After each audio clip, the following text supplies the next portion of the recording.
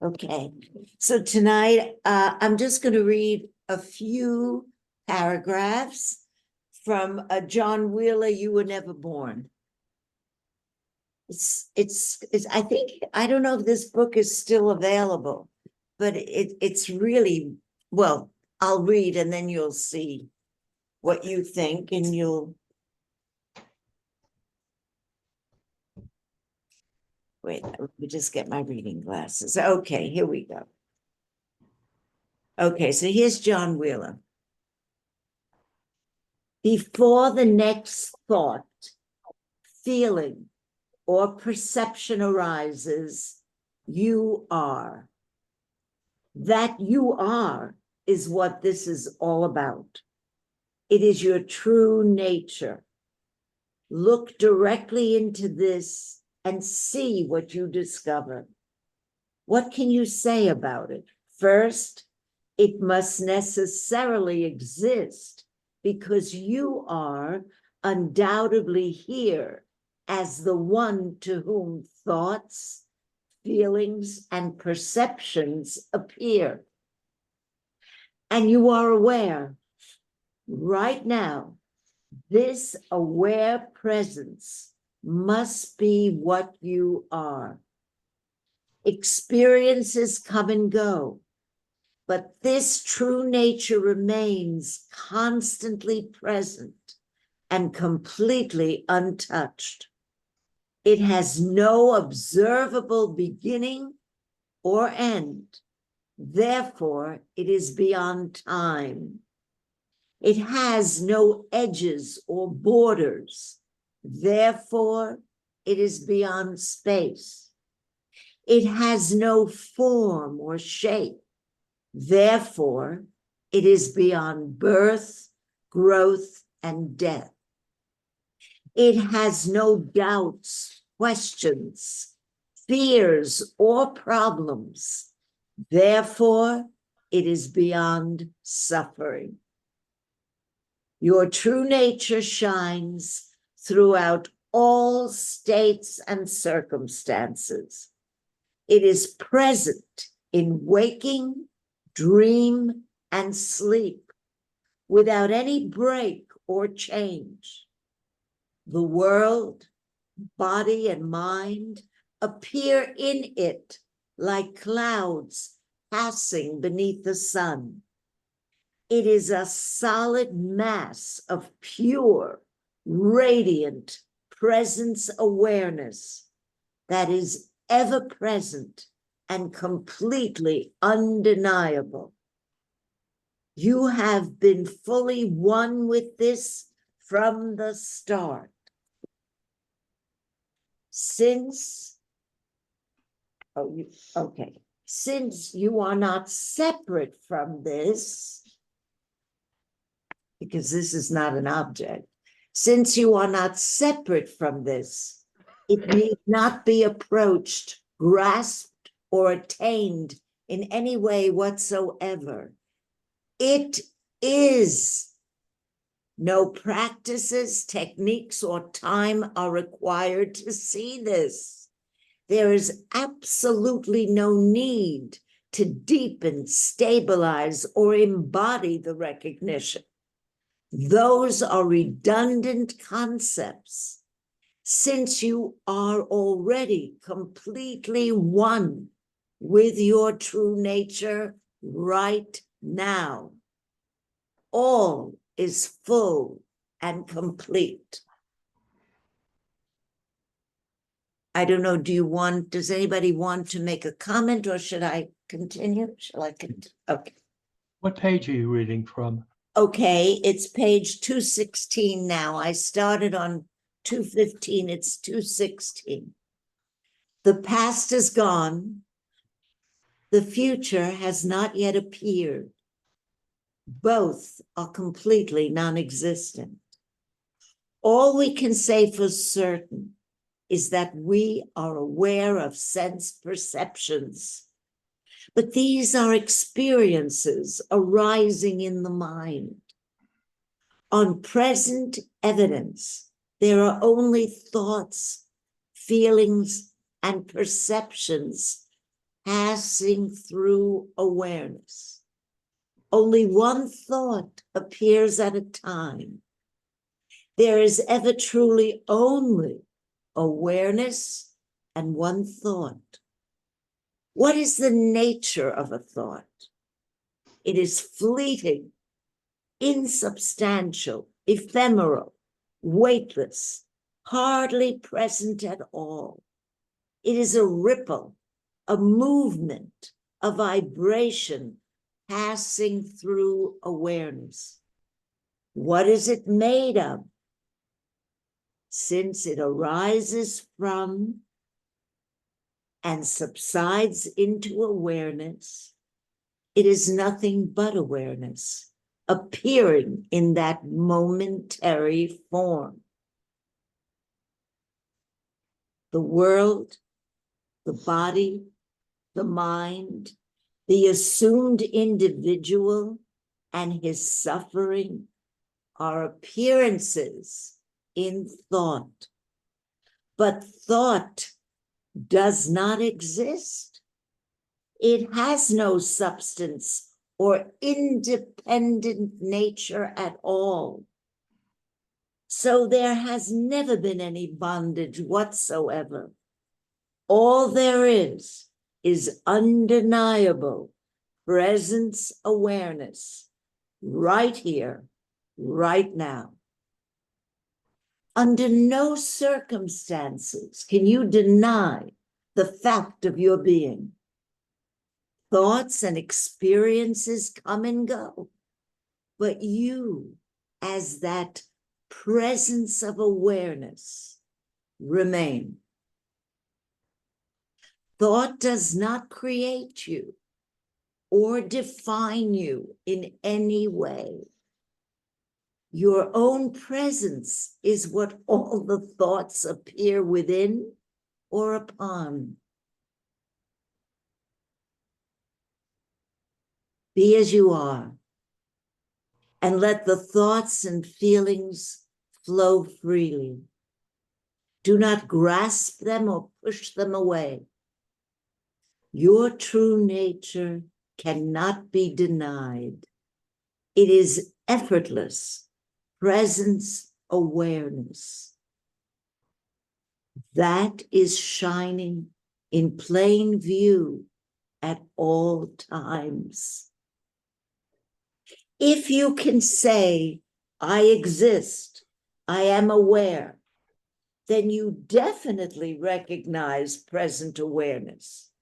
Have a look and notice that your own direct experience of being present and aware is utterly beyond doubt.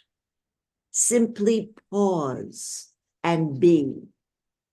Any expectation, evaluation, judgment, comparison, or analysis will be stepping back into the mind, a subtle moving away from present awareness. See that this movement is never conclusive because you are trying to find an answer or confirmation in the mind. But the answer is not in the mind. As long as there is interest in the thoughts and stories of the mind, the interest goes there and the natural peace is overlooked. The external events of life cannot touch your true nature, just as clouds in the sky do not touch the sun. Awareness is, that is what you are. It is neither dualistic nor non-dualistic, those being further divisions in the conceptual mind. All teachings, concepts, objects, bodies, thoughts, states, feelings, and so on, are only momentary appearances in awareness. Any label applied to awareness is simply another appearance in awareness itself. All objects rise and set in awareness. They have no independent existence apart from that. Because they are never experienced apart from awareness, they must be awareness. So all there is awareness. Nothing else in truth is. There is no separate, independent self at all. That is purely imagined.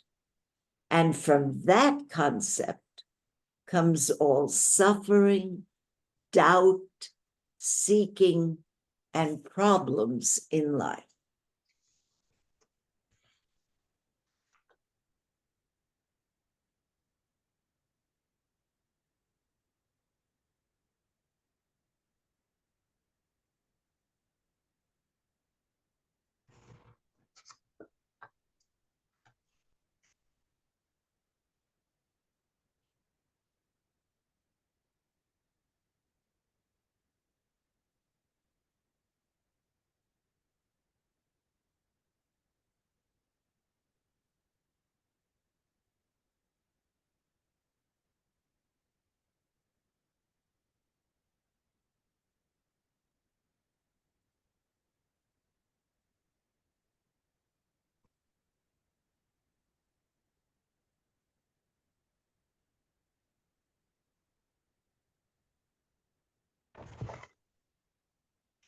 Well, is there a direct experience of what he was just saying here? Or does it just feel like another concept?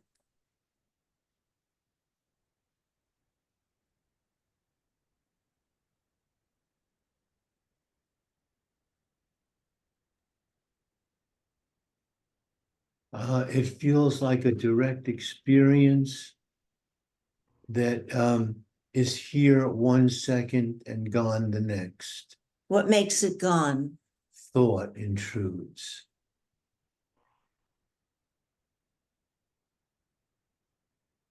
Either thoughts about the experience I was having a moment ago or a second ago, or thoughts about a completely analogous situation or topic, or unanalogous, thoughts from anywhere.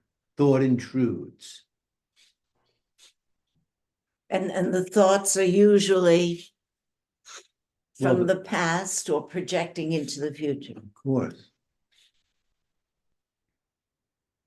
So could- time intrudes, time intrudes. Yeah, it could be a thought critiquing what I just heard, or a thought affirming what I just heard, but nonetheless, it's thought intruding in a quiet space, in a free space.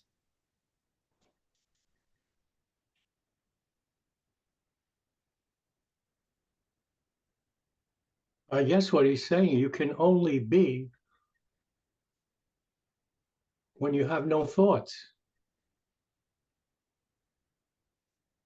You have to pause thoughts to realize your awareness.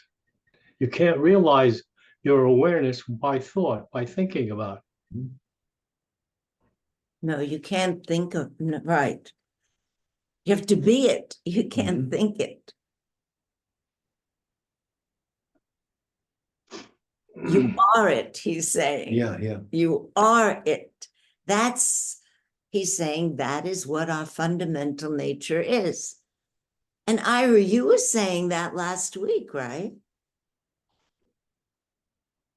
You were saying that similar to what he just said.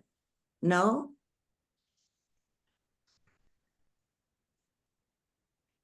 I can't hear you. Got his voice off. Oh, His microphone is off. His phone is off. Ira, Now, can you hear me? Yes, Got it. now, yes, Oh, I'm sorry. go ahead. Yeah, well, I mean, I was just wondering what uh you go and Skip and Bill and you guys, I mean, Paul just said it gets kind of obstructed as soon as the thought comes.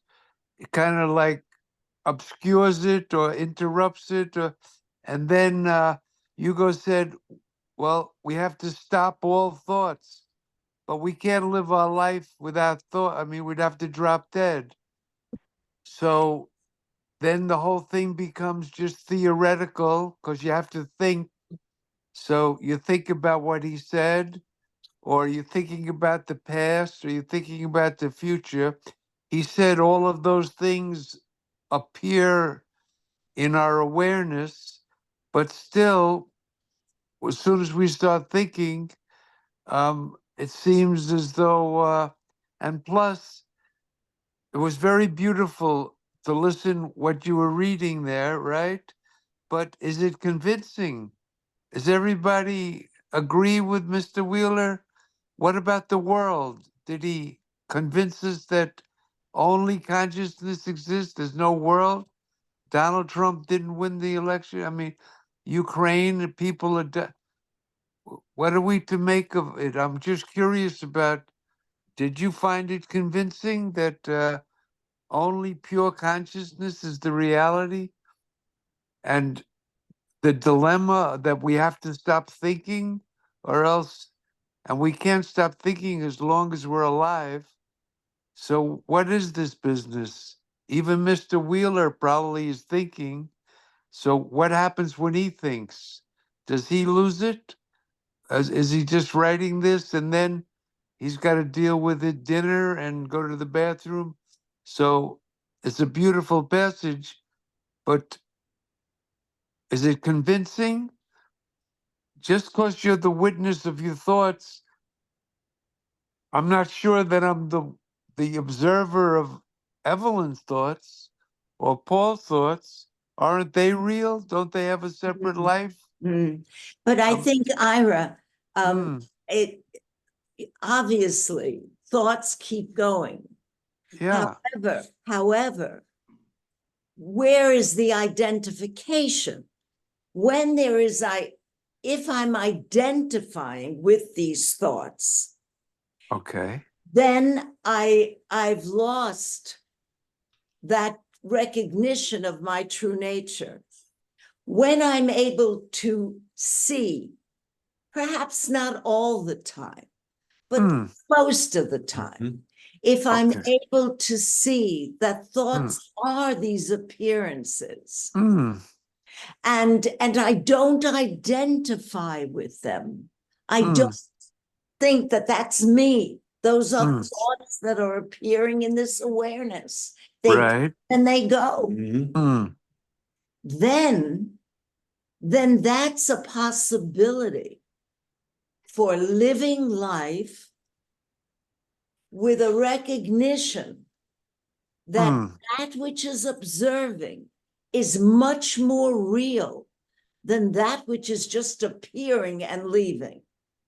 Okay. That So, doesn't mean that there isn't pain of loss, hmm. but even that is an appearance. Ultimately, that's an appearance, right? That's also an Yeah. appearance in Yeah. awareness. So if the solution is you don't have to stop thinking, but this identification with the thought is really the problem, and we could try as much as possible during our life not to identify with it. It's is that the best that we could hope for as long as we're alive? Is that the teaching? Is that what it means to be enlightened or liberated or No, uh, that is not the all that we can hope for. mm, However, that I do think that's one of the processes of coming to a realization that the interference, which is thought, is really the me, because me is not separate from thought. And the process of seeing in the moment when the me arises, when the me is doing the suffering, when the me is filled with fear and dread, being able to witness that is the beginning of perhaps putting a pin in the strength of this me, who we think we really are and who we identify with, this me, this ego, right? I mean, that's who we think we are, and that's who we identify with. Okay, so I'm assuming that everybody that's been listening to this, Skip and Bill and Hugo and Paul, that we've all recognized this fact, I think, unless somebody wants to say, no, that's not the correct. Mhm. But if you say that's just the beginning, and we've been doing this for decades and decades, then what's the hope? I mean, where's this going to lead to? Why should anything change that would make a difference? That we've read all these books, we've had all these meetings, the thoughts can continue. Sometimes we identify with them, even the me we know is a thought, and we say, oh, that's not really me. But if that's just the beginning or a pinprick, then how do you what's the end game here? Is there an end? Or The I end mean, game, the end Oh, game. there is an end game. There is an end game. And the end game is to have an end game. the end game is what? Is I'm not to sorry. have an end game. Oh, not to have Ah. an No end game. end. There is no end, like There there is- is no beginning. It is that there's the at some point look, I'm an old man. I'm in my 90s, and it took me a Wow. long time. I'm- It took me a long time to figure out what the hell was going on, because to even my 60s, I had no sense of there is this I or this me or how I got to be the way I was. But I started to read some Wheeler, and I started to read some J.K. there, Christian Murray, and a couple of other people, and so on and so forth. And I started to get a sense that there's somebody else. And when I had a discussion with somebody who was pretty well known, who had a pretty good understanding of Wheeler, and he kept asking me, "You're not who you think you are. What do you think you are?" I was going to punch him in the nose. I mean, I don't know who. Of course, I know who I am. Well, it comes to find out that through, like you say, the reading and through understanding and through learning, I found out that there is such a thing as constructing an idea of yourself, constructing an image, constructing an I, constructing a me. And this happens at a very early age. And it's through that accumulation of experiences which is witnessed or sensed by your senses, your five senses, and recorded in your brain in memory, which makes up thought. And that's who I am. I'm basically thought. Almost everything that I say is thought. Thought is all of the past. Thought is not of something that happened, is going to happen. That's a projection. Okay. But thought is based on the past. And almost 95% to maybe even more of my thoughts are based on that. So once I got that understanding, I agree. What is the final solution? What is the final goal? I don't know. But I know that with this knowledge, with a sense of I got an eye, and the eye is the thing that messes me up. The eye is the thing that causes a great deal of my suffering. That I'm able to give up. I'm able to see a little bit. I'm able to use that pin that you have and punch a hole in it a little bit and get a better understanding of what's going on. And I've given up this idea of finally coming to the la la land. Mhm. Mm. And all I can do is be happy, that I know that I can be happy in the present moment, that I can be happy with who I am right now, because that's all there really is. Everything else is thought. Everything other than what is right now is either gone or coming, but it's not here. Now, that's a hell of a hard thing to live with, but it's better than the suffering that I did before I had these ideas. And now I'm rattling on, and somebody shut me up, please. Okay. Amen. Well, can, Done. can I comment? So Sure. that was beautiful, Hugo, and I'm glad Oh, it that was. these teachings have brought you some relief from this ego that we have and stuff. But just a comment about, because I've heard many people say this I, that when we're 2 years old, the brain forms and we develop an I sense, and we've had it all this time and we identify with it. But if we examine it, we realize, oh, it's just a thought. It's just, there's not a real person. It's just a reification. There's no real substantial ego I. It's just appearing in kind. But when you say that, you've already accepted you have a body that was born with a brain. There is a world, and in that world, you developed this ego that you were identifying with, and now you're not identifying with. But it doesn't put an end to the idea that you were born, that you were, to say, oh, the I came when I was 2 years old, already shows that there is a world and you were born into it. And then you developed an ego. And then when you said Develop an later, ego, it was conditioned. yeah, The ego that's was what I given to mean. me. I didn't develop it. It's No, something that's that was right. given The to me. world, you're wired instinctually, and the ego Not comes. instinctually, it was given to me. I didn't know. I didn't know that this is good or this is bad. I was told, don't touch the stove. It's We're hot. conditioned. I was Yes, told not to drink the water from the stream. It's dirty. I was told yes. a lot of things. I was told to be nice to this Uh, person, not to that. That's a part of the understanding, part of the conditioning. no, but that understanding, I think, makes it realistic that there's a world that we're conditioned. But at the end, you said all that there is the now. So that means there's no real past, which means the idea that I was born and when I was 2 years old, this ego began, get conditioned. I had no control over it. I don't know if I'm getting my point across. That, do you believe that the world is real? That you were conditioned in the world? Is there a world? That's, I mean, did John Wheeler convince you that the world is just an illusion and you're the only thing that exists? The illusion is that there's a separation between the object and me.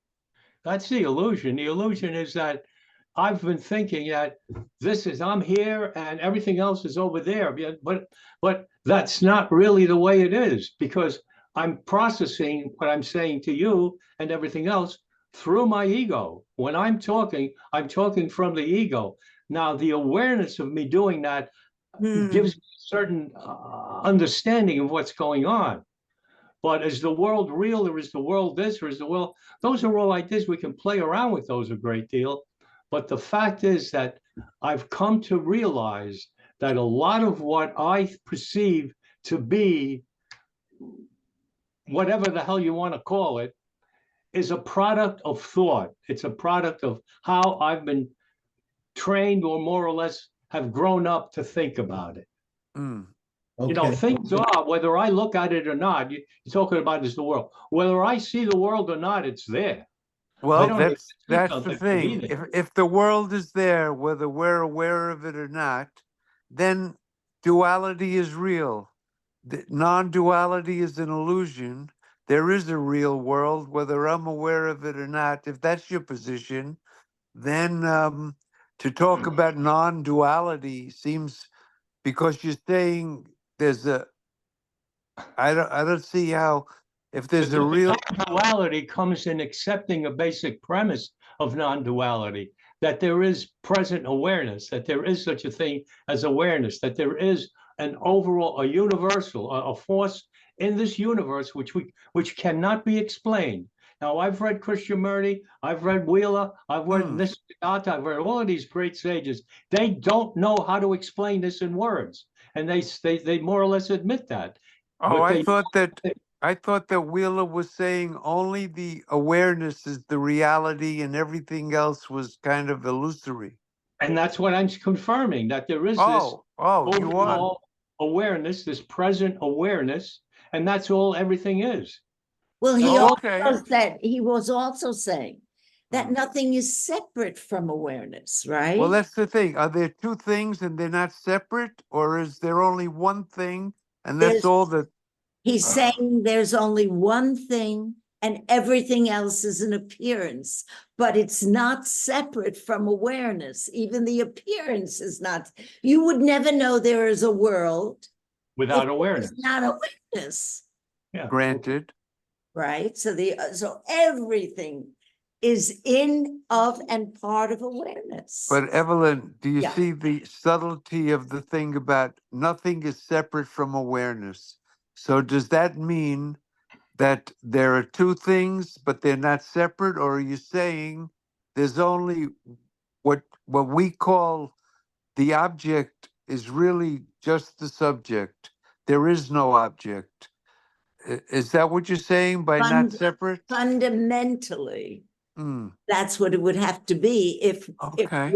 Not dual. that's Okay. not duality. Yeah. So Right? so that's all that there ever was, is, or will be. Is that the understanding? I Yeah. think that's what Wheeler is trying to say. So if that's the case, there never was a world, there wasn't never a creation, there is nobody in bondage, nobody has to be liberated, because there's only that one reality. Is that what your understanding is? That's the understanding. Okay. Now, that doesn't mean Mm. that at this level of reality, at this level of understanding, Mm. because we're not yet free of this me, they would Well, have that was the question that, Paul said, well, whenever the thoughts come, then I'm back in the game here. that's And right. so then I said, then is there an end game? Hugo said, there's no end game. Yeah, but the- even the question, is there an end game, is coming Ah. from me. Yes. Right? So that's not a question. Is there an end game? You might say, well, what is the point of all this? Yes. Right?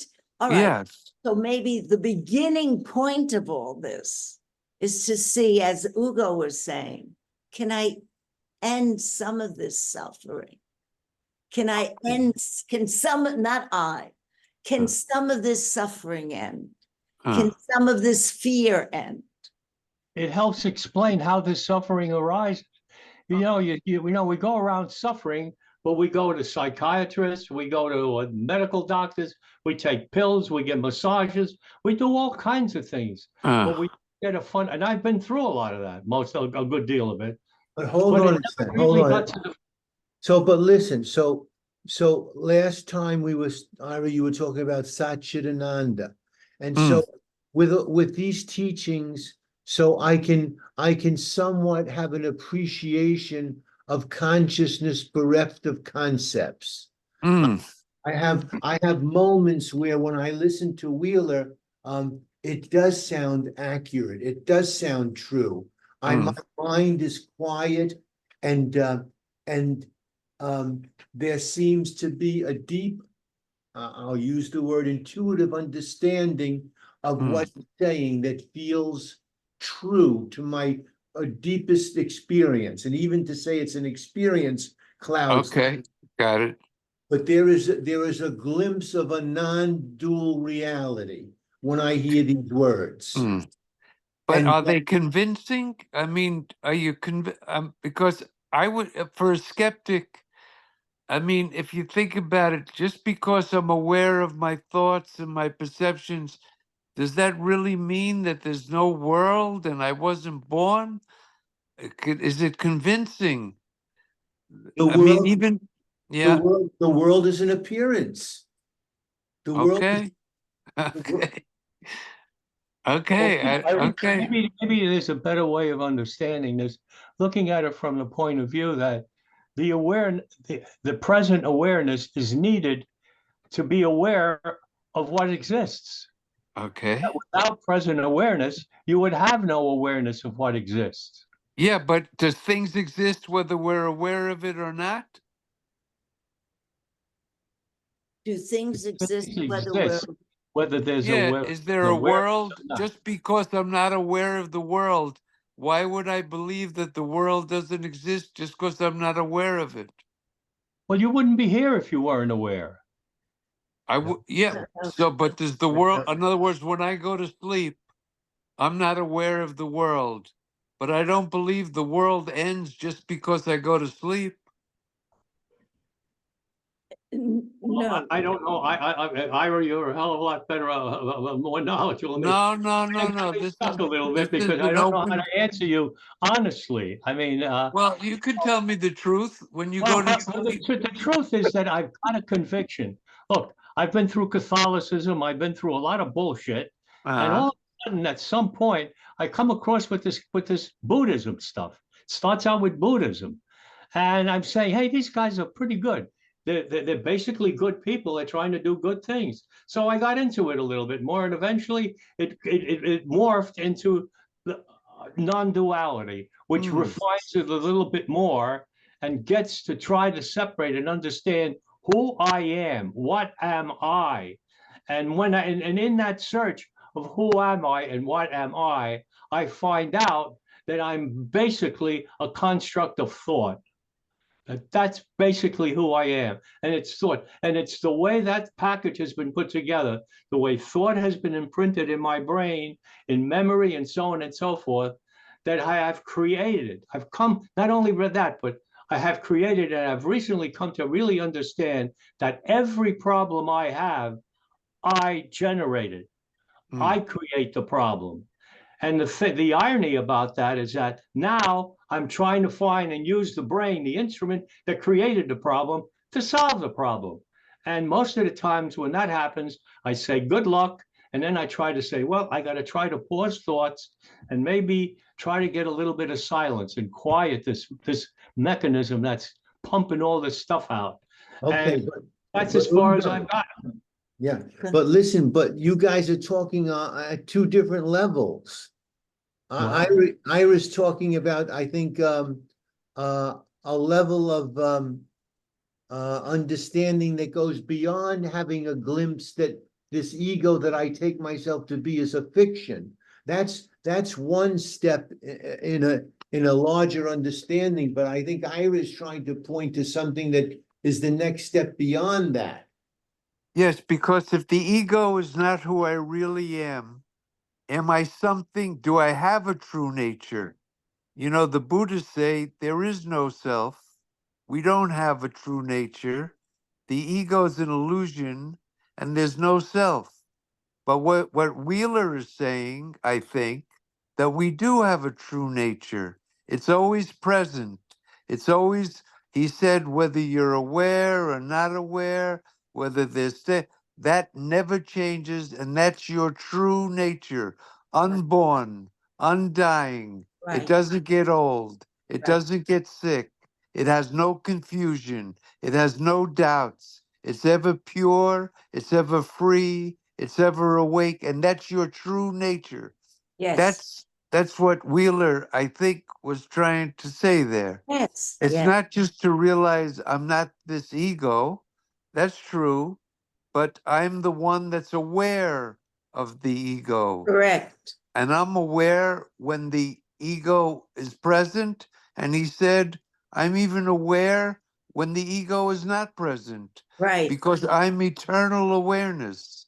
My light never shuts off. That, and to realize that, I think he was saying, is a tremendous realization.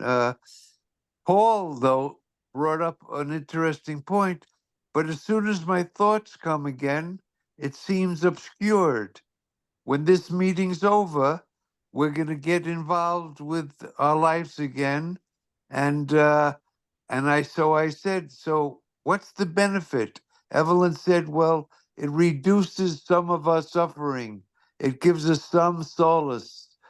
But is that I mean, we read in the text, there's this thing called you attain liberation, Right, freedom from all suffering, not just a reduction of some kind of yes, a self-help method that could reduce, but right. is there a way to put an end to all suffering? That's what I thought the promise was Well, of this. of course, of course. So Of the course, question, that's what it is. mm, But in order to I don't want to say get there because you're here. Mm. In order for the realization of that, there can no longer be this belief in a me. That thought that Paul said interrupted pure awareness. Mm. That thought was the me.